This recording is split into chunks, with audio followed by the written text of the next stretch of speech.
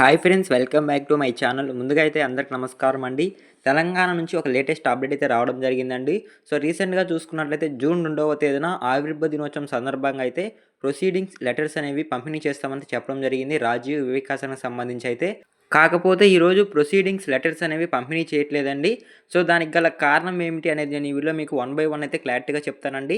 అలానే రేషన్ కార్డులకు సంబంధించి ఒక అప్డేట్ ఉంది. అలానే ఇందిరమ్మ ఇళ్ళకి సంబంధించి కూడా ఒక అప్డేట్ అయితే రావడం జరిగిందండి. సో నేను ఈ వీడియోలో మీకు వన్ బై వన్ అయితే క్లారిటీగా అయితే ఎక్స్ప్లెయిన్ చేస్తాను.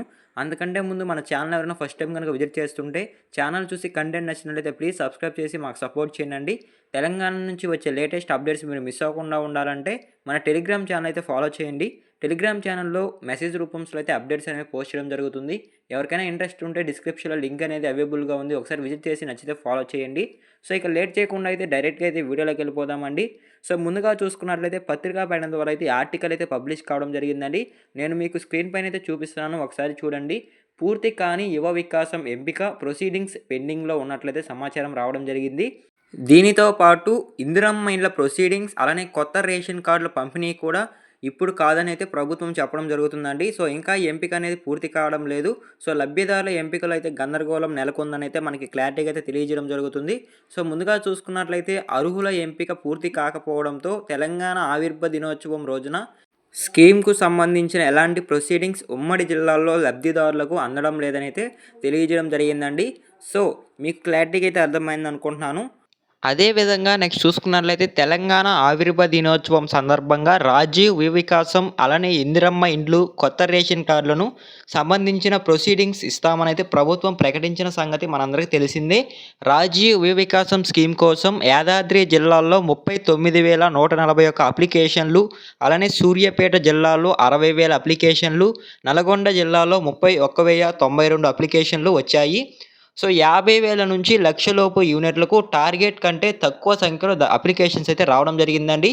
సో దీనికి ముఖ్య కారణం చూసుకున్నట్లయితే యూనిట్లు అనేవి చాలా తక్కువ ఉండడంతో ప్రజలు అనేది చాలా తక్కువ ఆసక్తి అయితే చూపించడం జరిగింది. సో అందుకనైతే ఈ 50,000 నుంచి 1,00,000 లోపు యూనిట్లకు మాత్రం చాలా తక్కువ దరఖాస్తులు వచ్చినట్లయితే సమాచారం రావడం జరిగింది. అలానే 2,00,000 నుంచి 4,00,000 యూనిట్లకు మాత్రం ఎక్కువ మంది అప్లికేషన్స్ అయితే వేసుకోవడం జరిగింది. కాకపోతే ప్రభుత్వం ఇచ్చిన లక్ష్యం మాత్రం చాలా తక్కువగా అయితే ఉన్నట్లయితే సమాచారం రావడం జరిగింది. సో మీకు క్లారిటీగా అయితే అర్థమైంది అనుకుంటున్నానండి. సో 50,000 నుంచి 1,00,000 లోపు యూనిట్లకు ఎందుకు దరఖాస్తులు అనేవి తక్కువ వచ్చాయి, అలానే 2,00,000 నుంచి 4,00,000 లోపు యూనిట్లకు ఎందుకు దరఖాస్తులు ఎక్కువ వచ్చాయనే విషయంపై అయితే. అదేవిధంగా నెక్స్ట్ చూసుకున్నట్లయితే యాదాద్రి జిల్లాకు 7,041 యూనిట్లు, అలానే సూర్యాపేట జిల్లాకు 16,738 యూనిట్లు, నల్గొండ జిల్లాకు 20,000 యూనిట్లు మాత్రమే మంజూరు అయ్యాయి. బ్యాంకర్ల నుంచి లిస్ట్ వచ్చిన అప్లికేషన్ ఎక్కువ మంది ఉండడంతో లబ్ధిదారుల ఎంపిక ఇంకా పూర్తి కాలేదని అయితే మనకి సమాచారం రావడం జరిగింది. దీంతో ప్రొసీడింగ్స్ కాపీలు ఇవ్వడం లేదని కూడా మనకి క్లారిటీగా అయితే తెలియజేయడం జరుగుతుందండి ఈ పత్రికా పెన్నం ద్వారా అయితే. సో మీకు క్లారిటీగా అయితే అర్థమైంది అనుకుంటున్నాను. సో జిల్లా నుంచి ఎక్కువ దరఖాస్తులు అనేవి రావడంతో లబ్ధిదారుల యొక్క పరిశీలన ఇంకా పూర్తి కాలేదన్నట్లయితే సమాచారం రావడం జరిగిందండి. సో దానికి గల కారణం చూసుకున్నట్లయితే మీకు క్లారిటీగా అయితే అర్థమైంది అనుకుంటున్నాను. సో ఎక్కువ దరఖాస్తులు రావడంతో వెరిఫికేషన్ అనేది గందరగోళంగా ఉన్నట్లయితే సమాచారం రావడం జరిగింది. సో కాబట్టి జూన్ 2వ తేదీన అంటే ఆవిర్భ దినోత్సవం సందర్భంగా ప్రొసీడింగ్స్ ఇవ్వాల్సిన సందర్భంగా అయితే అవి పోస్ట్పోన్ చేయడం జరిగిందండి. సో తర్వాత ఎప్పుడు ఇస్తారనే దానిపై అయితే ఇంకా క్లారిటీ అయితే రాలేదు. సో ఏమైనా అప్డేట్ వస్తే నేను మీకు క్లారిటీగా అయితే చెప్తానండి. సో మీకు క్లారిటీగా అయితే అర్థమైందని అనుకుంటున్నానండి. సో రాజీవ్ వికాసం ప్రొసీడింగ్స్ లెటర్స్ ఎందుకు పంపిణీ చేయట్లేదని అయితే. అలానే నెక్స్ట్ చూసుకున్నట్లయితే ఇందిరమ్మ ఇండ్ల గురించి కూడా ఒక అప్డేట్ అయితే రావడం జరిగిందండి. సో వీటి ప్రొసీడింగ్స్ లెటర్స్ కూడా ఇప్పుడే పంపిణీ చేయట్లేదని అయితే సమాచారం రావడం జరిగింది. సో ముందుగా చూసుకున్నట్లయితే ఇందిరమ్మ ఇండ్ల కోసం యాదాద్రి జిల్లాలో పెద్ద ఎత్తున అప్లికేషన్స్ అయితే రావడం జరిగింది. సర్వే పూర్తయిన అనంతరం 2025 2024 ఇయర్కు సంబంధించి మొదటగా 762 మంది, ఆ తర్వాత 8,191 మంది ఇండ్లు మంజూరీ చేశారు. అందులో 4,900 మంది ఇండ్లకైతే ముగ్గులు పోయడం జరిగిందండి. సో 260 మంది బేస్మెంట్ లెవెల్ పూర్తి చేసుకున్నారు. 36 మంది రూమ్స్ లెవెల్, మరో 8 మంది స్లాబ్ వేసుకొని సూర్యాపేట జిల్లాలో ఒక్కో నియోజకవర్గానికి 3,500 ఇళ్ళు చొప్పున 4 నియోజకవర్గాలకు 14,000 ఇళ్ళు మంజూరీ కావడం జరిగింది. సో వీటిలో 12,868 ఇళ్ళు శాంక్షన్ అయ్యాయి. వీటిలో మొదటి ఫేజ్లో 4322 ఇండ్లు, సెకండ్ పేజ్‌లో 8546 ఇండ్లు నిర్మించుకున్నారు. సో, మీకు క్లారిటీగా అయితే అర్థమైందనుకుంటున్నాను. 1046 మంది ఇండ్లకైతే ముగ్గులు పోయడం జరిగిందండి. 579 మంది బేస్మెంట్ లెవెల్ వరకు అయితే పూర్తి చేసుకోవడం జరిగింది. 117 మంది రూమ్స్ లెవెల్స్ వరకు అయితే పూర్తి చేసుకోవడం జరిగింది. మరో 10 మంది ఇళ్ళకైతే స్లాబ్‌లు అయితే పూర్తి చేసుకోవడం జరిగిందండి. సో, ఇదైతే సూర్యాపేట జిల్లాకు సంబంధించి వచ్చిన అప్డేట్ అండి. సో, అదేవిధంగా నెక్స్ట్ చూసుకున్నట్లయితే నల్గొండ జిల్లాకు సంబంధించి కూడా ఒక లిస్ట్ అనేది రావడం జరిగింది. సో, అందులో 4,27,542 మంది ఇందిరమ్మ ఇళ్ల కోసం అప్లై చేయగా మొదటి పేజీలో అయితే 1906, పేజ్ 2లో అయితే 19,698 ఇండ్లు మంజూరీ అయ్యాయండి. మంజూరీ అయిన ఇళ్లలో అయితే 610 మంది ముగ్గుపోయగా 261 మంది బేస్మెంట్ లెవెల్ వరకు అయితే పూర్తి చేసుకోవడం జరిగింది. 16 మందికి రూమ్ లెవెల్ వరకు అయితే పూర్తి చేసుకోగా వీటిలో 2 ఇండ్లు మాత్రమే పూర్తి చేసుకోవడం జరిగిందండి.